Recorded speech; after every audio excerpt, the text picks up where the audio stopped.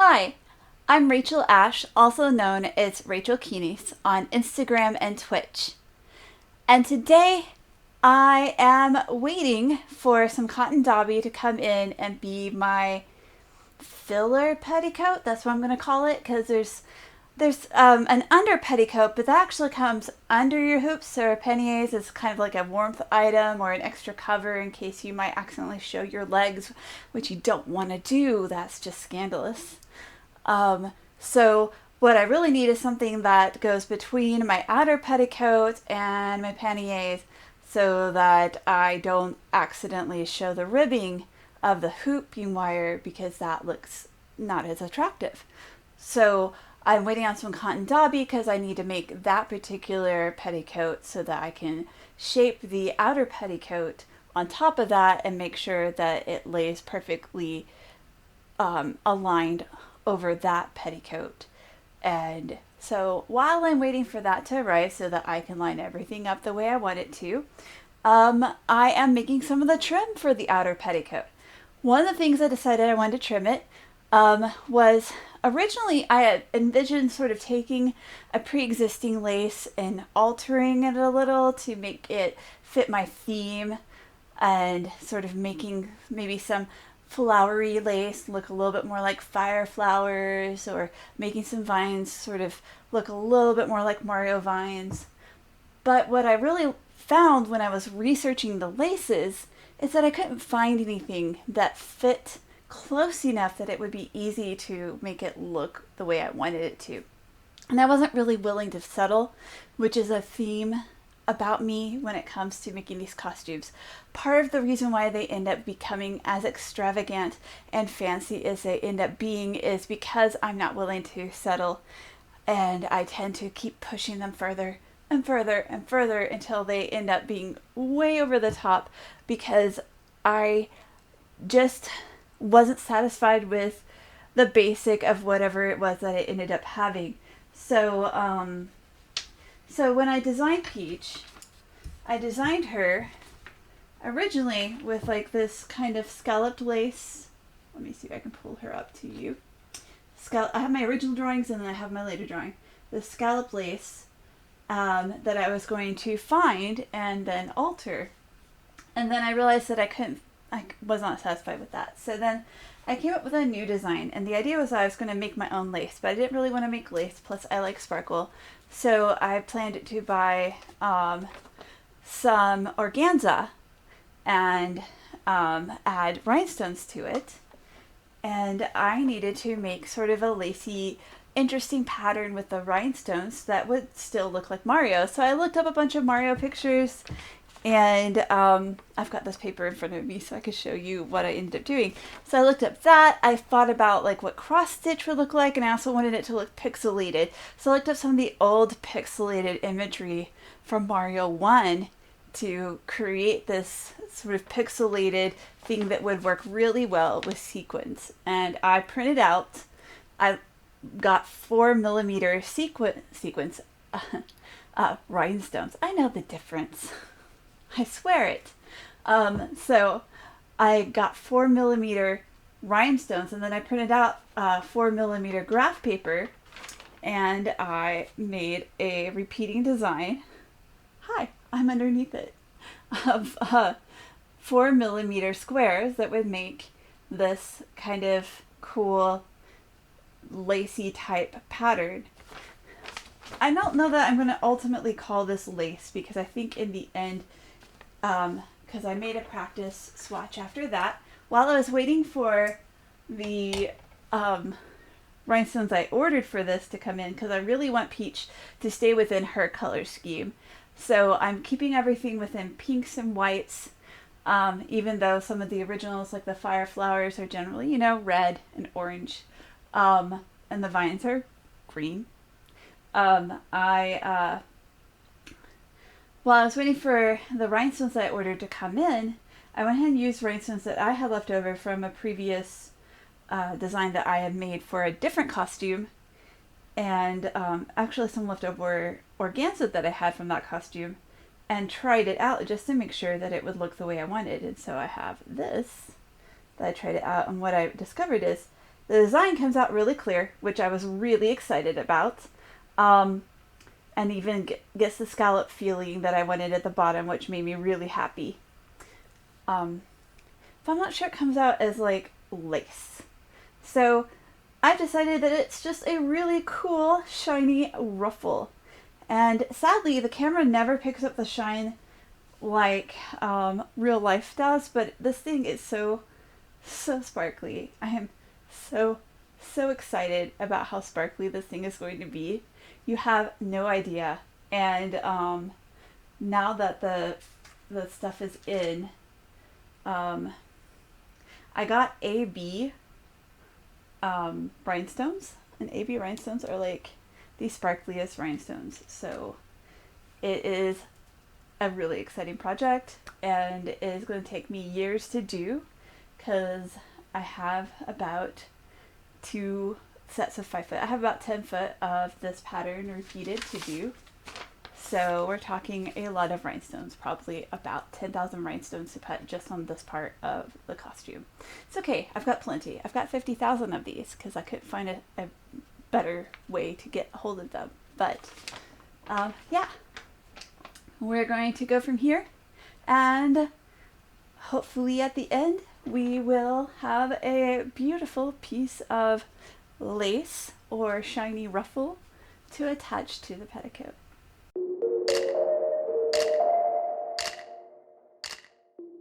First thing I needed to do was cut some lengths of fabric for me to put my rhinestones on. So that's what you see me doing. I am cutting some lengths of fabric. You might recognize this fabric. It was in my last video. Does that mean I learned things? Yes, but it also is a lot of fabric. I have 10 yards of that fabric. I've got to use it in places I can. So it's here, and then we'll talk about some more later. But here I am. They're about 6 inches. That I needed to make sure I could fit the whole pattern on them. So there's my lengths of fabric that I cut. To also prepare, I put wax paper over a quilting pad, and I'm putting the pattern that I drew that I showed you in the introduction. I'm putting that under the wax paper so that as I put my rhinestones down, they will stick to the wax paper and not my pattern, and I can keep moving it down. I liked having the quilting pad because I could pin everything to it and make sure everything was secure. And what I did not want was things moving around when this pattern is pretty complex. To get things ready, I also wanted a Ziploc to put my glue into, and I actually used a crafting syringe for my glue. So basically you can get these things on Amazon or probably other places. I use a number 21 tip because that one I found to be about the right level of consistency in terms of releasing the glue. I like gem tack for rhinestones. There are hot fix rhinestones, and those are great for immediate, if you don't have time to let your rhinestones sit and you want to do things, that's great. It takes a little bit longer to apply the rhinestones. I am almost always applying my rhinestones with plenty of time before I'm going to be wearing my garment.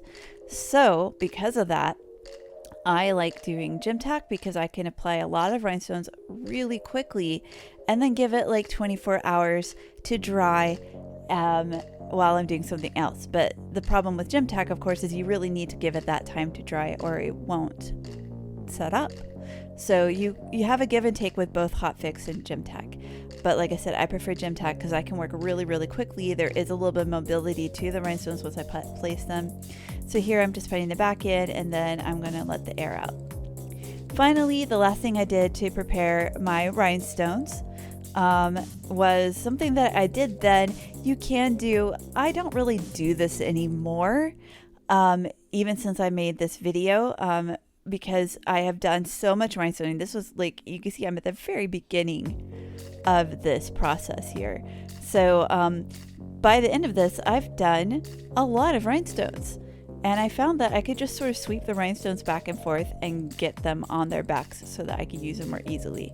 But at this point, I did it intentionally before I would start a project.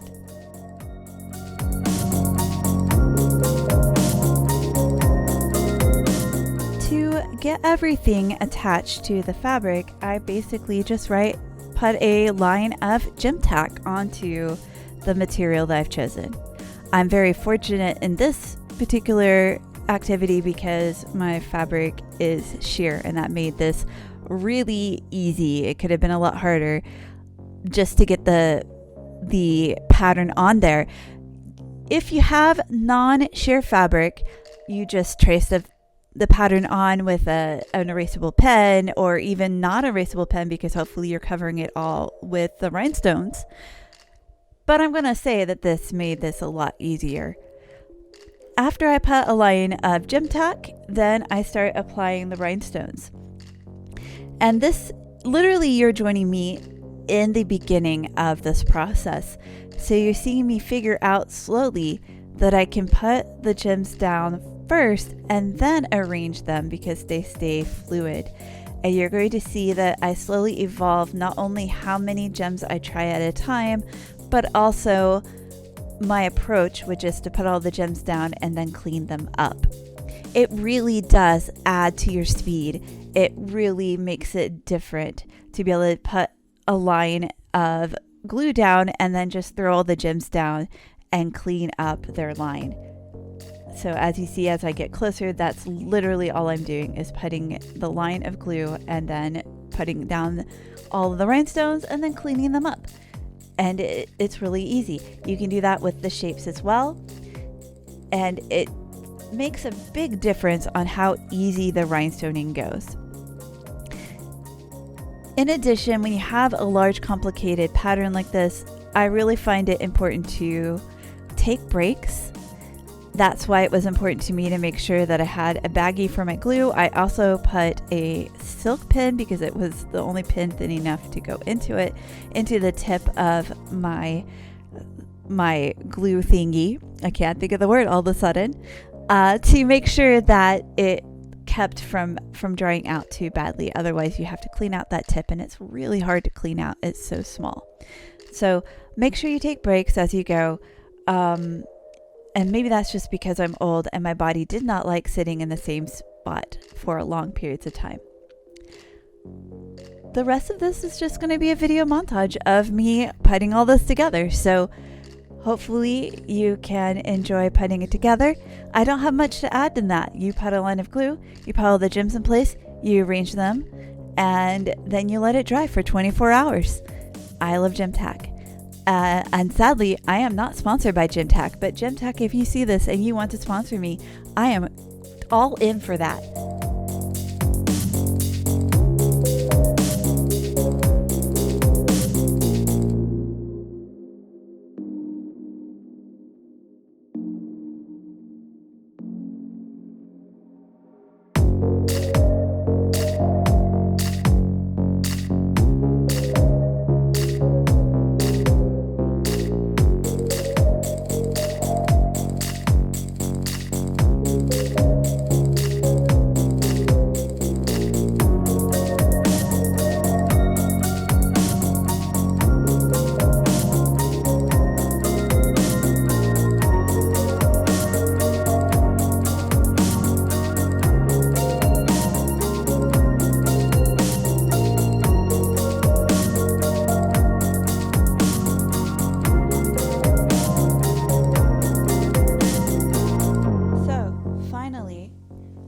After I've glued it and I've let it sit for 24 hours, it's time to peel that back off of it.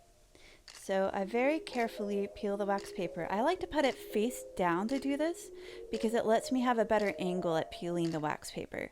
So I very carefully peel the wax paper off of the things, and then I look for things like I just pointed out where the back of the rhinestone doesn't show much glue, and I just fill in a little bit extra glue. So I do that all over the back, looking for any places where it seems like I don't have enough glue on it. And then I put the wax paper back on. I flip it back over so that the the weight of the rhinestones will push down on the glue and kind of set them in a little bit deeper. And this is just a way to reinforce those rhinestones. Finally, because this is that fabric, the fabric that was in the previous video, and it's made of polyester, and the weave is so loose that it just does not hold together. It frays so fast, that cutting it is worthless. So to make sure that I could make the shapes I wanted and not have it fray apart, I decided the only solution was to burn it. So I got out my wood burner that I honestly use to burn rubber, foam rubber. I usually do that outside. That would have been nice for this too, because I'm going to tell you honestly, this did not smell good. You saw me drawing lines on the wood earlier. I drew 2 lines about an inch apart, and I used them to help guide me into making a very nice straight edge at the top of this. So I lined up the edges of the vine to one of the lines, and then I traced the other line to make my top edge at the top of this almost 5 foot of fabric that I did. And then I wanted scallops at the bottom. That's actually the thought behind this design with the coins at the bottom, was to end up with a scalloped edge. So in order to create that, I just traced little loops underneath, and you see the result. It's that wonderful shape. So not only is this fabric so bad that it frays and I had to burn the edges, but it is so tender that when I sewed it on the machine in the last video I put up, if you haven't seen that, I'll link it below. It's the Organza shirt. I am so glad that I redid that shirt in a good silk organza instead of this poly organza that I got from a wedding supply store. But guys, look, I have 10 yards of this stuff. 10 yards. I have to use it. It is shiny. It's shiny and pretty, and I need to use it for something. So I'm using it for things that I feel like I can carefully do without having it fall apart. And this is one of those things. So it's shiny, it's pretty. I've put rhinestones on it, and and then I have to hand put in basting stitches in order to gather it, because if I put it through my machine, the machine will eat it. And my machine is really healthy and it sews things wonderfully, but it cannot cope with this. It's not even this fabric. It's not the machine. This fabric can't cope with being treated. If you look at it funny, it starts falling apart. Even my hand stitches starts separating. It starts separating the fibers. You don't understand how weak this stuff is. I'm ashamed I'm still using it, but I can't not use things that are in my stash. I have once been able to make myself throw away a fabric because it was so bad. It might as well have been tent canvas, and I could not make anything out of it, and I made myself throw it away because I had bought it before I knew as much of what I was doing, and it was pretty. And so I bought it, and because it was shimmery, it was pretty and shimmery, and I bought it, and it might as well have been tent canvas. It literally had strips of plastic in it. I could not use it. It was so stiff. So I've learned about fabric since I started sewing. I knew better, but I swear I've used this company before. I've used their cheap organza before, and it was not as bad as this. And that's why I'm not linking the company, because you should not use this. It was so bad. I'm just going to slowly work through my supply until it's all gone, and then I'm never using them again. But anyway, after doing that, what I'm doing right now is I have basically marked the center point of this. I'm attaching it to a trim that is also going to be on other parts of my dress. And I have marked the center point, the edges, and then quarter points for both. And that will make it easier for me to gather things evenly. So now you see me gathering it as best I can to make it even. And having those stop points lets me know, okay, so at this point, it should be matching up. So then I just have to arrange the ruffles evenly at those points. Finally, I'm basting the whole thing, hand basting again, but I'm basting the whole thing to the trim so that I can attach it to the petticoat. This is the outer petticoat, the one that's going to be seen. I have made, you're only going to see me make one ruffle. I made 2 of these ruffles for the petticoat. I did get film of that. I know in my introduction I promised film of that in-between petticoat. It's not, I'm calling it an in-between petticoat. There is a such thing as an under petticoat, but that's the thing you use to hide your legs in case you accidentally flash them if your hoops get thrown up. Or to keep you extra warm, or many other uses. That's not what I made. I made a petticoat to go between my outer petticoat and my hoops to smooth out any of the bumps and wrinkles and stuff like that.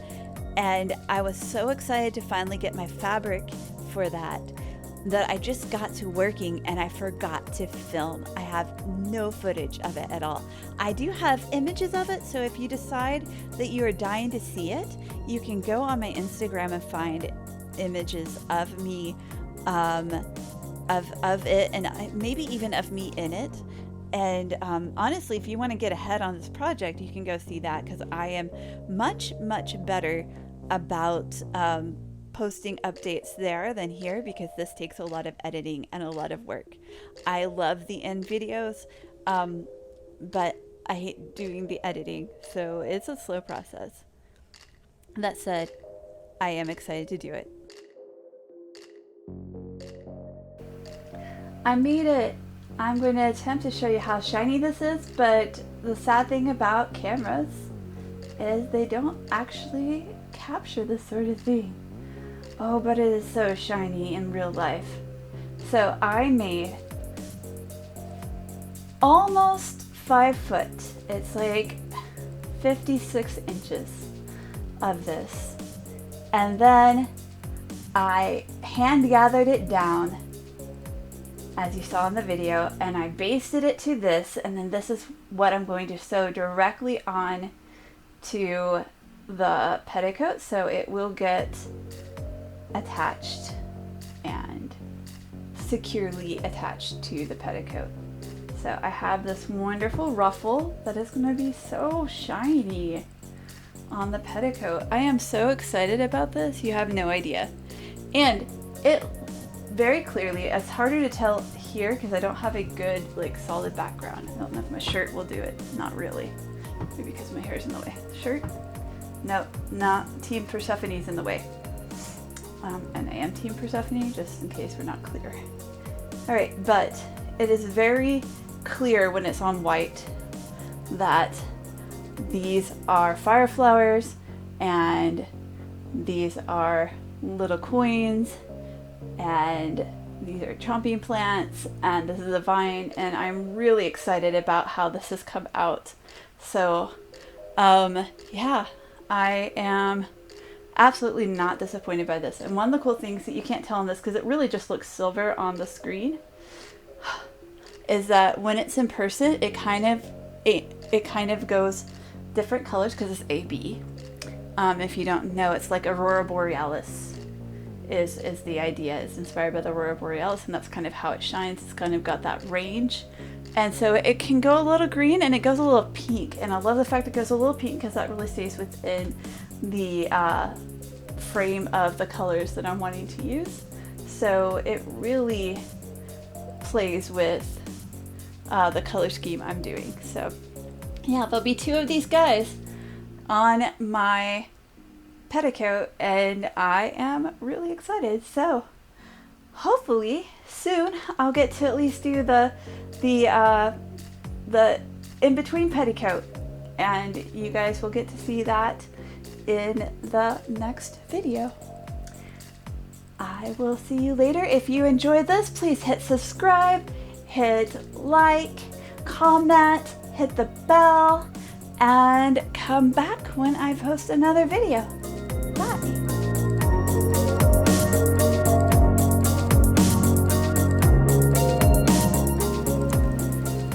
Make it into a frock. Not shiny. Can shimmy. I'm just sad by the lack of shine.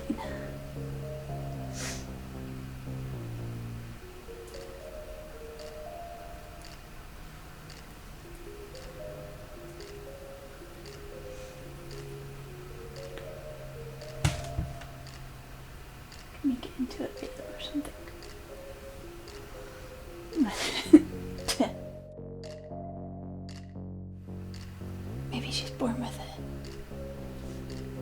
Maybe it's Persephone.